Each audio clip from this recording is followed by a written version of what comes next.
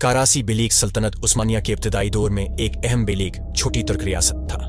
कारासी के हुक्मरानों का इब्तदाई तौर पर सल्तनत उस्मानिया के साथ कोई बराह रास्त तनाज़िया नहीं था, लेकिन वक्त के साथ साथ उस्मानियों ने अनातोलिया के मुख्तलिफ बिलीग्स को अपने ज़ेर नगे लाना शुरू किया ताकि अपनी सल्तनत को मजबूत और वसीया कर सकें। कारासी बिलीग ने अपनी खुद मुख्तारी बरकरार रखने की कोशिश की, लेकिन आखिरकार उस्मानी हुक्मरानों के बढ़ते हुए असर व रसूख और अस्करी क़ुव्वत के आगे ये बिलीग ज़्यादा देर तक मुज़ाहमत। कारासी बिलीग और सल्तनत उस्मानिया के दरमियान दुश्मनी के चंद अहम वजूहात।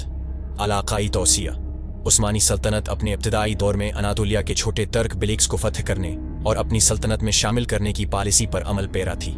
कारासी बिलीग भी उन्हीं बिलीग्स में से एक था और उस्मानियों ने उसे अपनी सल्तनत में शामिल करने के लिए हमला किया। अस्करी और बहरी अहमियत।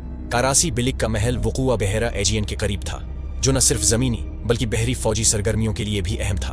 उस्मानियों के लिए कारासी बिलीग की बहरी क़ुव्वत अहमियत की हामिल थी, क्योंकि इससे उन्हें बहेरा एजियन और इससे आगे के इलाक़ों में अपनी बहरी ताकत को मजबूत करने का मौका मिलता। सियासी ताकत। उस्मानियों ने अपने इलाक़े को वसीया करने के लिए न सिर्फ अस्करी फतह का सहारा लिया, बल्कि सियासी हिकमत अमली भी इस्तेमाल की। छोटे बिलीग्स को अपनी सल्तनत में शामिल करने का मतलब था कि वो अपने सियासी असर व रसूख को बढ़ा सकें और मजबूत तर सल्तनत बाना सकीन और अंदरूनी खलफर।